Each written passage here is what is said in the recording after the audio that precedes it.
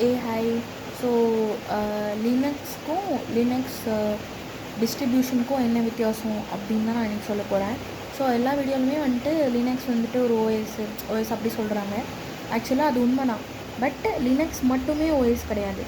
Linux அப்படின்றது வந்து ஒரு கர்னல்னால் என்ன அப்படின்னா வந்துட்டு இப்போ ஃபார் எக்ஸாம்பிளுக்கு நீங்கள் இன்ஸ்டாகிராம் ஓப்பன் பண்ணுறீங்க. இப்போ இன்ஸ்டாகிராம் ஓப்பன் ஆகணுன்னா உங்கள் ஸ்க்ரீனில் அந்த டிஸ்பிளே வரணும். நீங்கள் டச் பண்ணால் அந்த பட்டன்ஸ்லாம் ஒர்க் ஆகணும், இன்டர்நெட் வேணும். ஸோ இப்போ இந்த கர்னல் என்ன பண்ணுன்னா அதெல்லாம் லைக் வந்து அதுக்கு ப்ரொவைட் பண்ணும். லைக் ஒரு சாஃப்ட்வேருக்கும் ஹார்ட்வேருக்கும் பிரிட்ஜாக இருக்கிறது தான் வந்து லினக்ஸ் கர்னல், சரியா? ஆனால் கர்னல் வச்சு மட்டும் நம்மளால் எதுவுமே பண்ண முடியாது.